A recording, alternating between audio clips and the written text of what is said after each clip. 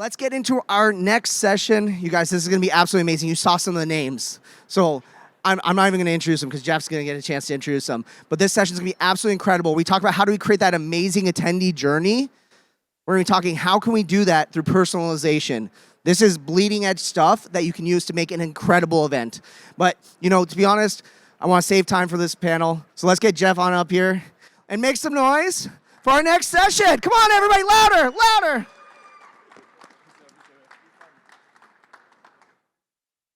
All right, how's everybody doing? Woo. Okay. See, I'm really fortunate. Eventbase works with some of the biggest brands in the world, and we got two of the biggest brands here today with us. So join me in welcoming to the stage Bree Jackson from Salesforce. Bree coming up. And Michael Brown from South by Southwest. Right. Grab a seat, grab a microphone. Thanks, guys. So we got a bit of slides on introductions, so we'll get right to that. But just in terms of topics we're going to be talking about today, specifically around personalization. So you see if my clicker is not working, we're just going to stay on this slide for the entire day, I think. That's, there you go. It's coming. Quick introductions. We're going to be talking about personalization, specifically throughout the different stages of your event. So pre-event, how can you use personalization to get more people to your show? How can you get them to plan ahead? And then on-site personalization, when people are at your event, how can you use personalization to help them drive that perfect attendee journey that Will mentioned? And then post-event, what can you do to make sure that you have that follow-up and follow-through after your event as well? And then, again, time for question and answers there also. So we're going to start, I'm going to give a quick intro. This is like the slowest slide transformation ever, but okay, it's like a 6-second slide delay here. This is going to really pad out my transitions here. There you go. So just a quick word about Eventbase. We power mobile apps for a lot of the biggest brands in the world. So we do the Salesforce Events app, which includes Dreamforce and a bunch of other events, which we'll talk about today as well. Southwest mobile app, CES's mobile app, and lots of big brands, both on the enterprise side and the trade show side. I'm not going to talk too much about us, but you'll see that's the Salesforce Events app, one of the new features that we launched this year called Discover, which this was at their TDX event. You can see it's like, I'll talk more about that. That's another one. Look, thanks, Will. Saving me. There you go. But yeah, there's some of the brands that we work with here. But, okay, it's still that transition is taking forever. I don't know why this is, there you go. And yeah, one of the things we are known for is the Event Technology Awards, which takes place at the London version of this event. We've been very fortunate to win this multiple times over the year, most recently with South by Southwest for the Southwest 2022 app. And previously, we did win it for CES 2020 as well, which is, again, wow. I'm going to have to think 6 seconds ahead before I do my transitions. For the CES mobile app back in 2020 as well. All right, moving on from Eventbase. We're going to talk a little bit about, whenever my transition comes in, specifically about Dreamforce and the Salesforce events. So Bree, really appreciate you having you here today. Thank you so much for coming out to Vegas. Of course. It's something that's, in order to get a sense of, if you haven't been to Dreamforce, the largest software conference in the world, it is an incredible event that takes over the city of San Francisco in September. This is going to give you a bit of a preview of what it's like at Dreamforce. It's a 1-minute video. This is going to set the scene here for us to have a conversation about Dreamforce. So this video is going to start to play right now.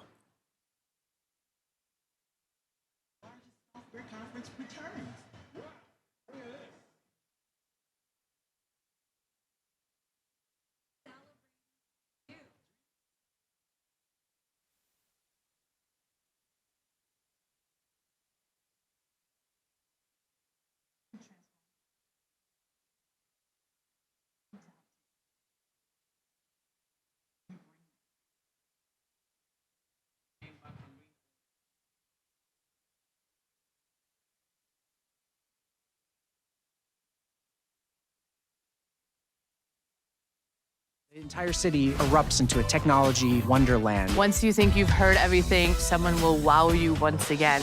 It's where we learn, connect, have fun, and give back. It's where innovation meets impact, Because business is the greatest platform for change.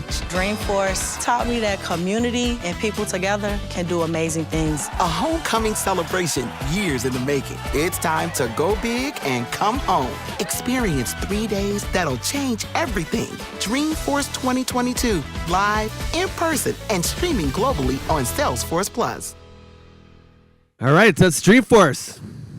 So, Bree, Dreamforce is the biggest event, the sort of showcase for the Salesforce events team.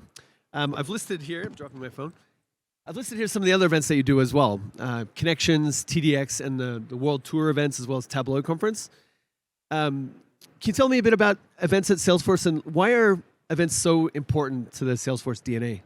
Yeah, absolutely. Events are the message, is what we say. It's an extension of our brand. It's who we are, and it's a touch point to our audience.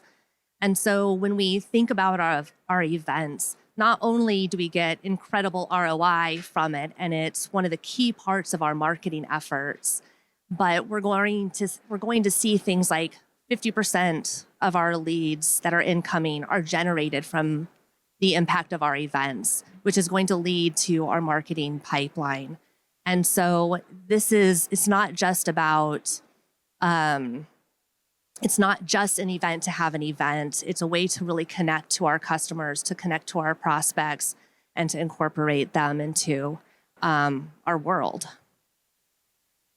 I think in his autobiography, Mark Benioff talks about Salesforce being an events company and bringing the community together is such an important part of that. And nobody does it better. Your events are like truly exceptional. And if any of you have actually been in San Francisco for the event, it takes over the entire city. The branding is next level, and it is such an experience. It's not just about the content. It's about everything else that's going on there is truly remarkable. So yeah, it's one of my favorite events.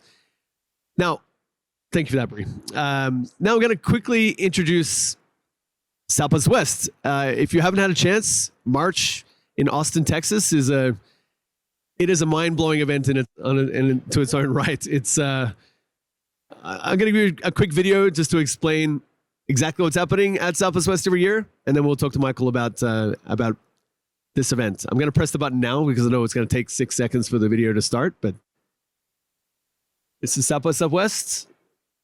Here we go.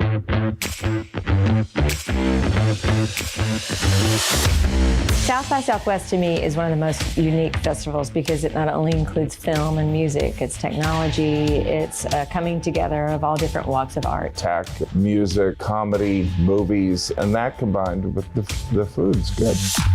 It's the amount of people from international community gather here to build bridges. It's the meeting of the minds. People are coming here to learn. I know that regardless of where I go, I'm going to meet somebody who is breaking boundaries, and I'm going to have a great experience. Creative-minded people from different disciplines in the same environment, and that creates a unique energy that you don't find in other places. Different nationalities and different cultures, it's everything. It's a community that's active and vibrant all year round. I can't think of another event, another conference where that is true.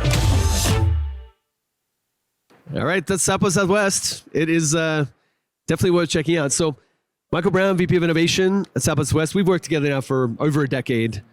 And Southwest it's a special event because so many of our customers go to Southwest to experience it. And if you saw the video, but until you actually go there, it's so difficult to explain what's happening there. So maybe in your words, what makes Southwest West such a special event? Yeah, I mean, and I think this video highlighted a lot. You know, at the top, South by Southwest is here to help creatives achieve their goals. And we have this global community that comes to Austin for 10 days. And they can participate in tech and film and music, and they've got cross-industry connections. And it's just like this mix of so much diversity. And we found that when you get like diverse topics, diverse people, like these unexpected discoveries really come out. And I think our attendees have figured this out. And I think that's part of the magic, what kind of makes it popular every year, and people keep coming back.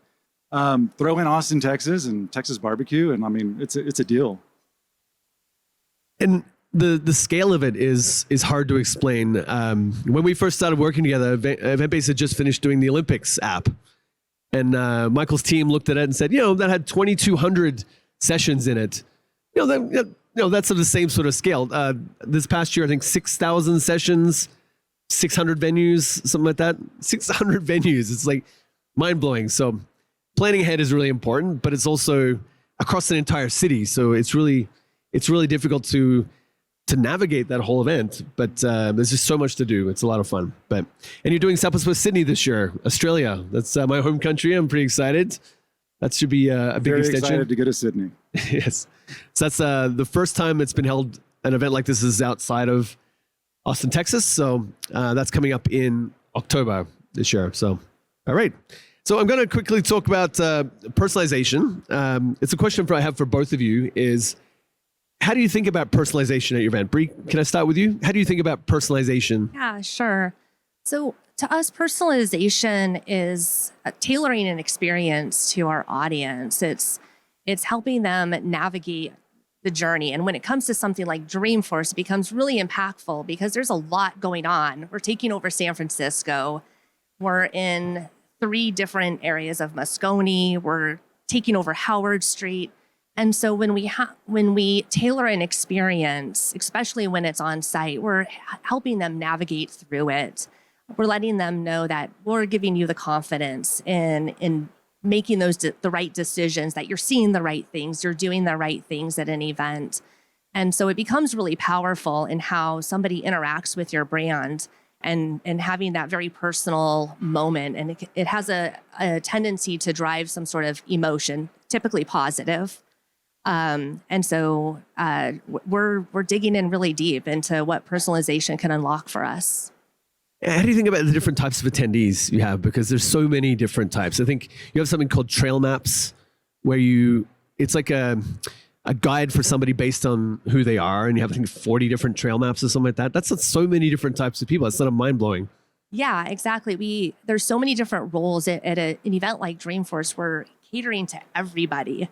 And so by doing so, it becomes extremely overwhelming. Trail maps was in an effort to help guide that journey, simply by saying, we see you as this type of role, and these are the things that you should pay attention to. And so that's just like a stepping stone in the right direction of giving that personalized moment to them. Yeah. Do you create personas and things and thinking? Like, it must be a really difficult challenge, I think.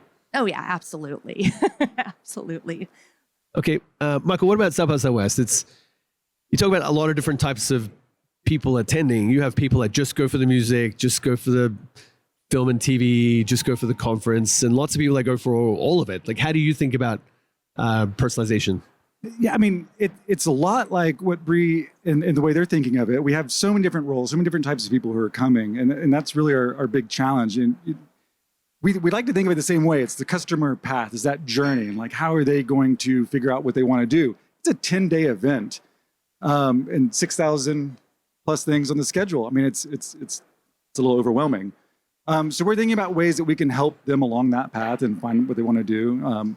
A film festival, a film and TV festival attendee, and a music festival attendee, like, they want to see a schedule tailored to them, and our conference people want to see something completely different at times. Everyone has access to all the events that are happening there, but they come with different goals in mind. And that's really what we focus on. How can we get them to, like, understand where they need to be? And then additionally, it's who to meet. Networking is huge. You've got, 70,000 attendees coming, and it's like, who you want to connect with, who's in town when I'm here, and who's kind of going to help me along the next path. And so we look at all those things. How you're going to go through, the content you're going to see, and the people you're going to meet. Yeah, it's mind-blowing to even try to map that path. And ultimately, I know when I go to South by Southwest and Dreamforce as well, you end up favoriting a bunch of things. There's no possible way you can get to all of these things. So a lot of it is about making that decision about what to do next, I think, and doing that, having that personalization, helping you guide them to the type of things you think they might like, is important. It's funny, we also talk about, I think your initial goal with some of the personalization was to load balance some of these sessions, because everyone knows about the keynotes, how do you get them to the other things, that all the other sessions that people don't necessarily need to know, that don't know about, and how do you get sort of elevate that profile? That's a hard one to do. Absolutely. I mean, we have a recommendation engine, and it's one that we built in house. I think in 2016 is when we had the first one, and it was pretty simple. It was like people also starred, and so it was kind of using the community to look at stuff. But we added, different parts to the algorithm over the years, where we take in date, time, location. We're using some natural language processing to kind of help map year-over-year titles and descriptions of events. But we look at popular events, and we cut out all the popular events. We don't need to recommend Coldplay to people. They know Coldplay, they're going to be there. So what we're doing is we're taking off the most important, the popular ones, and we're bringing up these missed events that people just might have glanced over. And so we're delivering personalized event recommendations to them, but we're also load balancing the event. And for a huge event like South by that's over the city, it's really important for us to help spread people around. So for my next slide, I should start the transition because apparently there's a ridiculously long break there. It'll happen any second here. So we're going to talk about personalization before your event. So, it's a few weeks before your big event. How do you use personalization to help them plan that experience? Bree? Yeah, so a lot of the pre-event experience is about content. Not only does it drive the registration, but once they've already registered, it allows our attendees to start building what their experience should look like at the event. And again, when you have a large conference, we don't have 6,000 sessions, but we do have a lot, enough to be overwhelming. And so providing those recommendations to help get them thinking about what they should do, what will make the most impact to them. It's centered around them at the event. That's where we can get started on getting them to add to their calendar, add a favorited session, looking at our sponsors, seeing where on the show floor they want to navigate to. All of that can be driven by some sort of tailored experience to them before the event. And it doesn't always have to be through one channel. So I see you have the the website up, but we also launch our mobile app within the first week of the event. And so it allows, by having multiple channels, we're also inadvertently also giving a personalized moment to them of we will meet you on your terms and how you want to engage with our digital presence at that point in time. And so that they can really, like I said, make the best use of their time in that short 2 to 3 day window. I think this is the Rainfocus website, but the integrations between the mobile app and the web is super important because it's a busted experience. If you send your attendees to the website and they do a bunch of research on their favorite things, build their agenda there, they need to know that it's going to seamlessly appear in the mobile app when they're on site. And we do a lot of work to make that happen. But there's some of the things on this website. You got the different trail map type personas on the left-hand side there. They choose those to drive them in. So it's really important that there's this consistent experience there, I think, to help people plan. Yeah, absolutely. We want to know that if they start on the website and they move to the mobile experience, that it's going to be a seamless transition for them. There's no point in having a mobile app for a short window of time that it's going to be used if the navigation of it is going to be significantly different than what they were expecting and anticipating. And so we take a lot of care in making sure that across all of our channels, we're creating that consistency and that synergy. Yeah. So Michael, you mentioned before you built out your own personalized recommendation engine. So it's been something that you've invested a lot of time in. So how have the results been? How's it worked out for you at South by Southwest? I mean, it's been great. I mean, it's what our attendees are looking for. With the enormity of the event, they want a little bit more focus, and they're looking for us to do that. And I think the advantage for building it in-house is because of the complications and the nuance with South by, we're able to tweak it just for us and really dial it in for our people. And it's been well received. And it's one of those things where every year we're just like, oh, that worked out great, but we should do this now too. And so this is where the algorithm kind of keeps growing. But we're going to reach a certain point where it's just like, well, we don't really need to engineer it anymore. It's delivering good enough recommendations. And so we focused in on the delivery. And it's really key is trying to find those times of when we're going to send those recommendations. I think you can over-engineer the science behind the recommendation, but at the end of the day, it's going to be good enough, and it's finding that moment when they need it and getting it to them. Question for you, Bree. So how do you measure the success of recommendations, the personalized recommendations?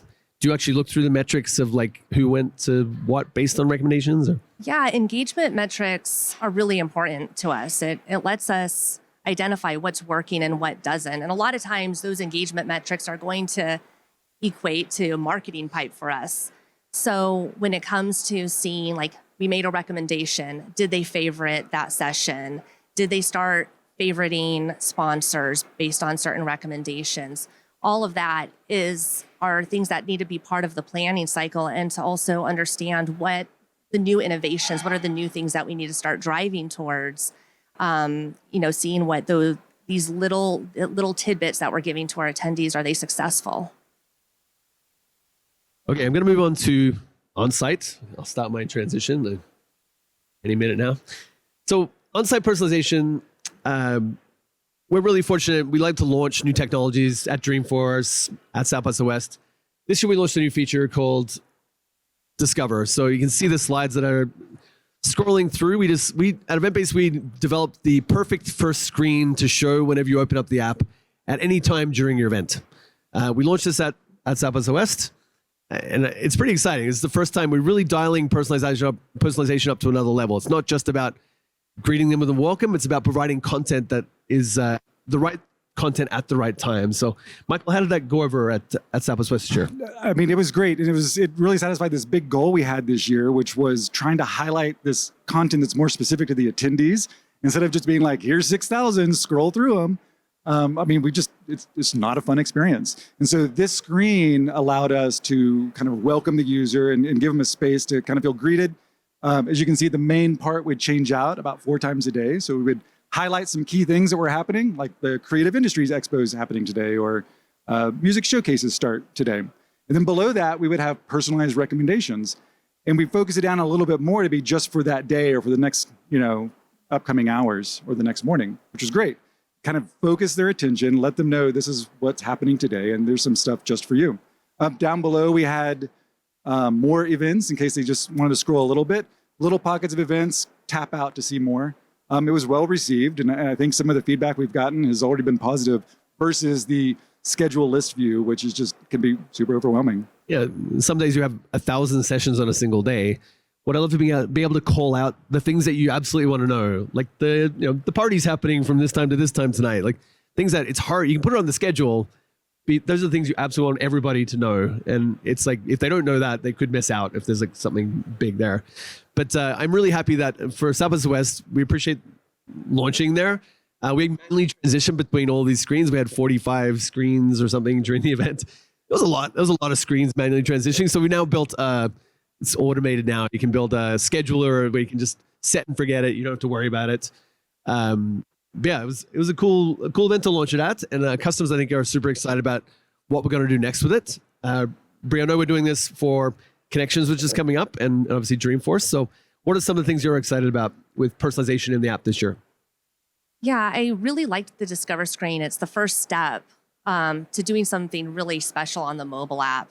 It allows us to tailor that first screen that they see based on their role or who they are to us and how they identify themselves.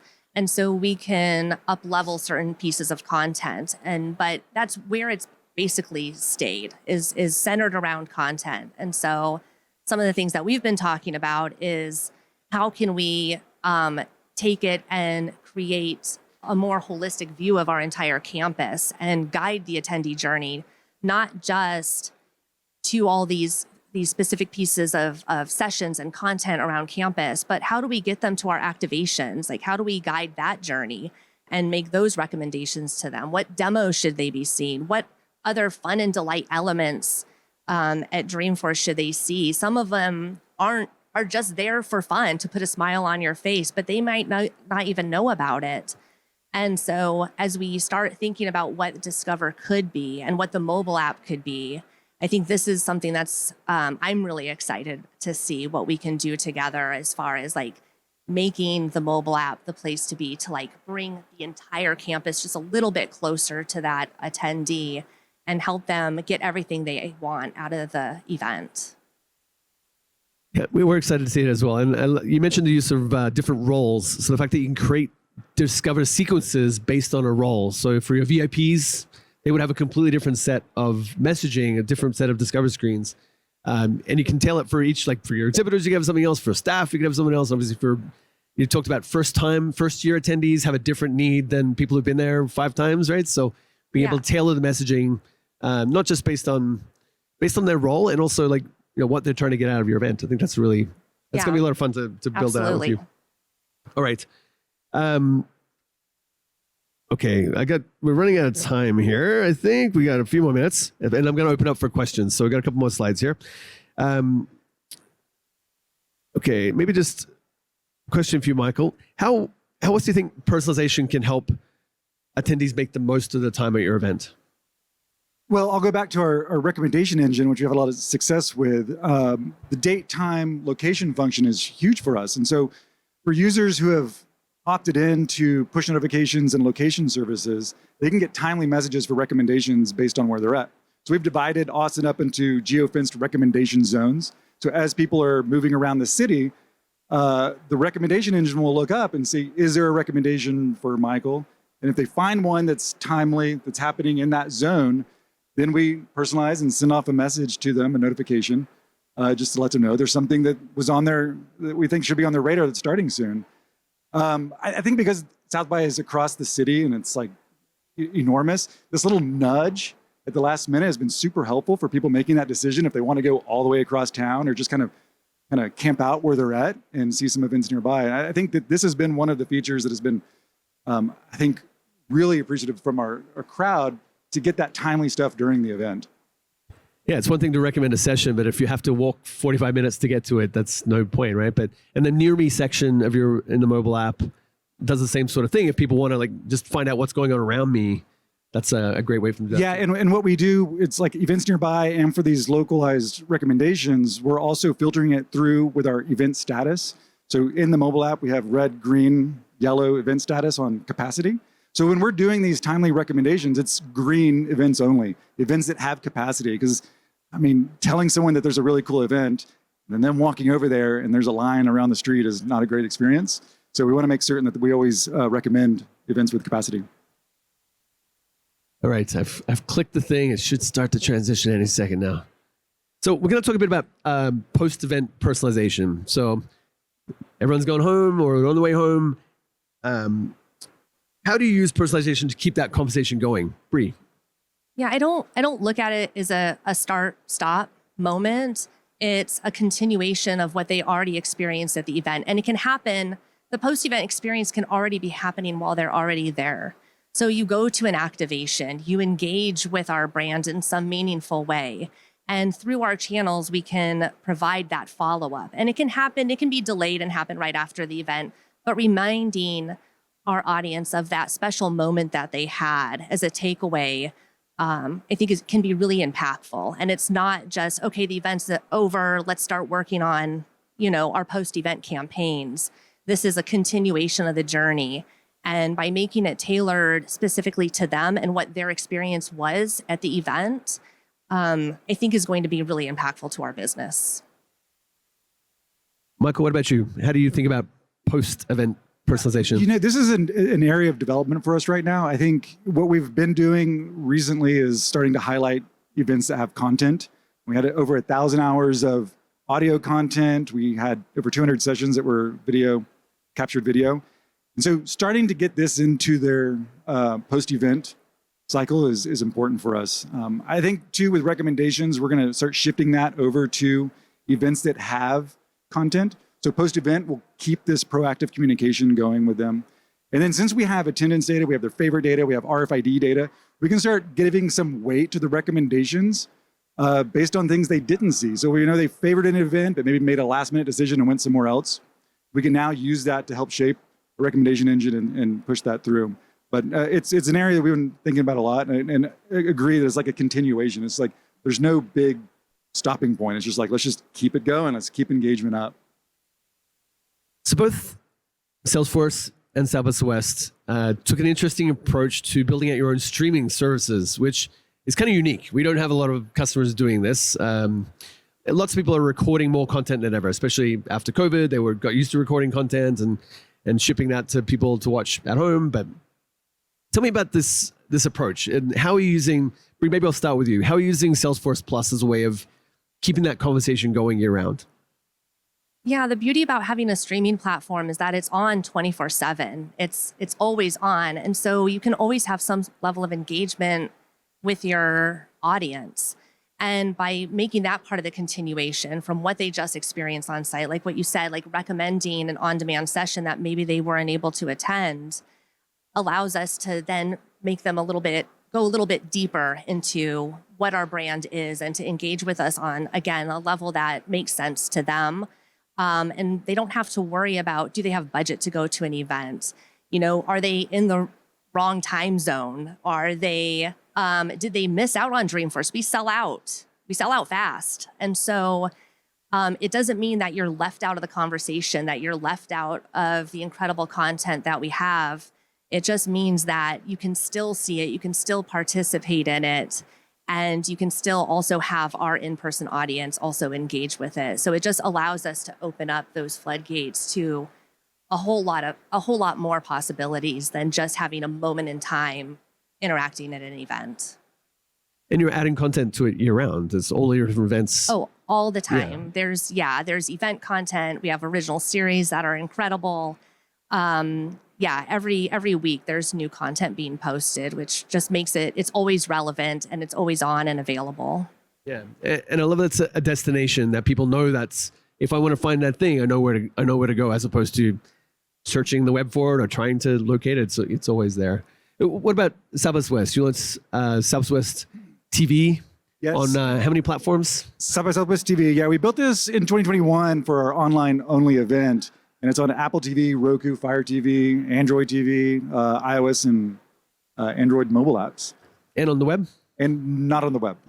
On the web, you can watch it on our schedule. So we have it there. But like for that, what the industry calls the OTT experience, that over-the-top Apple TV experience, we built a pretty nice platform. And in 2021, we were going for this like premium couching experience. Like people are going to be watching it at home.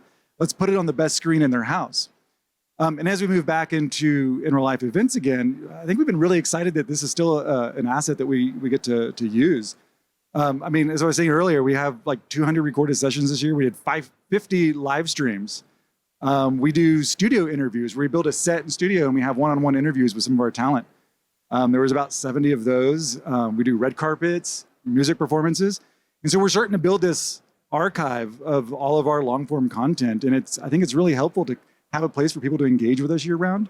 And it just kind of extends that brand out. And as you said, because people are thinking about South by and what does South by have to offer, it's a good way to get a taste of the content. We've talked about the attendee journey. It starts when you launch the event or announce the event, usually. But I know that the way you're thinking about your attendees and your customers, it is that year-round conversation and personalizing that messaging throughout to make sure that you don't go cold for 6 months after your event's finished and then try to like rev them up again close to that. You want that continuous engagement. I think you're both doing an amazing job at that. And ultimately, a lot of our customers they want that continual engagement, continual touch points, and personalizing that message. Make sure they keep coming back. You know a lot about them. Make sure you're giving them content that's super relevant. And I have seen Southwest pushing a lot more content than I've ever seen before post-event. The fact that you have so much content that's recorded, it's great to see you utilizing that a lot more that's going forward. So, all right. That was my last question. Thank you so much. I do want to hand over. I think Will's going to have some audience questions. You guys Do we have a lot of questions. You're very popular. Fantastic. Thank you, everyone. So Will, take it away. All right. Well, first of all, everybody in the app that's using the Q&A, please upvote the questions. There's a lot, and we only have 10 minutes, so we're not going to get to all of them. So if you can do me a favor, just really quick, upvote the top questions that you guys like. That'll help me pick the best ones as well. But for now, let's go with Nick's question since it's the one that has the most upvotes. Nick, thank you so much for the question. Asks, a lot of attendees will be returning across the years. How do you personalize user recommendations based on past events and historical data? I can speak for this a little bit. We do have a lot of returning attendees, and I think that having a record of the things they've attended, the things they've favorited, is really important. One of the issues we've seen is that like our it's not really an issue, and they're going to get upset for me for saying this, but our brand and marketing team, we change the tracks every year. We reorganize the way we talk about it. And so when we look at categorization year over year of content, it gets really hard for us to like recommend things based on a track. And this is where that natural language processing has come in, because we just ship it all over and have the bots kind of assess it. And then we have a standardization as part of their algorithm. So we love getting that year over year stuff to recommend to them. And we actually present that when we're giving them a reason on why this has been recommended. We can say because of this event that you liked last year. Very cool. Oh, yeah. Yeah, you got to go too. So I think we took for granted a little bit pre-pandemic all of our returning attendees. And so it was a little bit of an eye-opening experience to see at Dreamforce this last year that not all of them were returning. That a lot of them were actually new to our brand, new to a Dreamforce experience. And so what we're starting to work on is what does it look like for someone who's just returning, who is fully engaged with our brand already versus someone who maybe is not. Because those recommendations will be significantly different. We might recommend campground for those who are new, our show floor, versus going to some of the zones and lodges that have a deeper learning aspect to it for those who may be returning. But can you assume that what they wanted last year or what they said they were interested in last year is the same this year? That's really, so that, again, you have to have that, I think, continual conversation because, I think people will, their interests change, their new topics, they may change jobs, they may change industries, right? It's Yeah, they do. In fact, a lot of our first-time attendees have eventually grown to be our MVPs. And so what they were experiencing several years ago as someone new to Salesforce is significantly different, and they have different needs and wants now out of the same event many years later. You guys are blowing my mind. So let's go on the next one. Also, thanks, Nick, for the question. You're awesome, Nick. Wes asks, I heard multiple times that at sessions yesterday that many event technology apps have made it easier for planners to not necessarily improve the attendee journey. Interesting. This doesn't seem to be this case with the panel, though. How do you make sure that South by Southwest and Salesforce stay focused on the attendee with so many emerging technologies to implement? How do you avoid shiny object syndrome? Yeah. I mean, we love shiny objects, but we also, there's a relevancy, right? And mobile can play a really important role in connecting experiences and in connecting the different moments in time at an event. And so by leveraging that technology and continually improving upon it, we're going to see more engagement. We're going to see users going through and navigating the campus in a more meaningful way, getting more out of it. Hopefully our NPS scores are going to go up because of it. So some of these things are top of mind for us. Yeah, I mean, it's... Oh, man. Hi.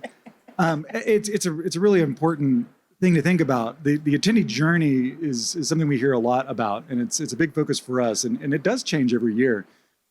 We get tons of great attendee feedback from our people. And we go through it every year. I mean, there's thousands of open comments, and we'll go through and we mark them, we stack them, and we're just like, great, what are the things that are really resonating this year? And we try and focus on some things that will be most impactful. I mean, we all want the new shiny stuff, but when we come out of a post-event and we're looking at that feedback and making plans for next year, we're setting some goals, we're prioritizing them, and then we just kind of set the other stuff off for the following year. And it's hard to make those decisions, but we have found that it's the key way to do it. Do we have time for more questions? Wow, we do. Do we have time for more questions as well?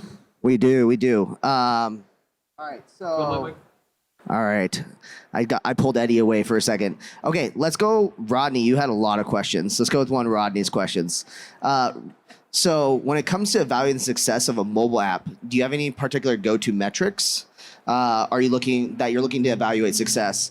And have any new metrics appeared? We have a lot of KPIs that we've been using over the years.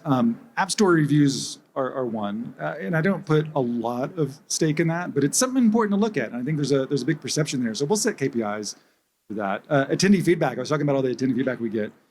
We've been asking some of the same questions for many years. What was your general experience with various technical tools in our mobile apps on there, our web schedule and other things, and we rank those.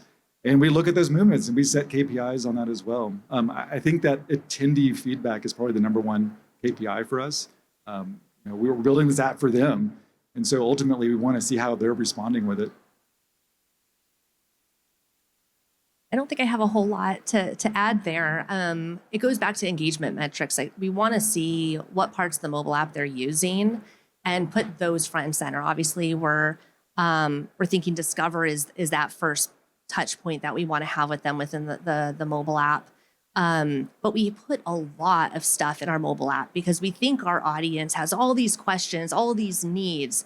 And what we're starting to look at and see is that they don't actually care about some of it. And so going back and taking a look and seeing what is most relevant, instead of using the mobile app as another overwhelming experience, taking a look at those metrics and understand what is actually getting used so that we can maybe put some more effort into that. And the things that aren't being used, getting an understanding of why they aren't. And then, of course, with a grain of salt, we take a look at our the Apple Store reviews and things like that. It is a challenge to make events as complex as Dreamforce or South by Southwest fit on a very small screen and make it something that doesn't feel overwhelming. Like, how do you? Because the best experience is one that's anticipates all of your needs and is something that is a delight to use. And that's you're right, that simplification is a very difficult thing. So it's you trying to refine the app experience is super important. I think personalization is the key to making that experience enjoyable. If it's not personalized, you have to wade through everything. It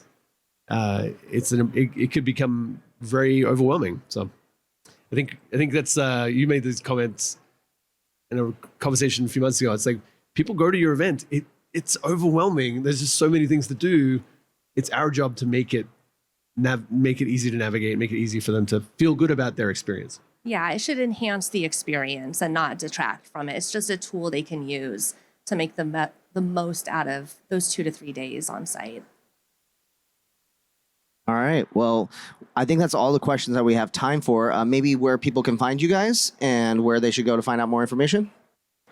Well, you can come find me at the event-based booth A8 if you want to come chat, and we'll be hanging out for a bit. But thank you so much for hanging out with us. And hope to see you at South by Southwest and one of the Salesforce events as well. Thank you.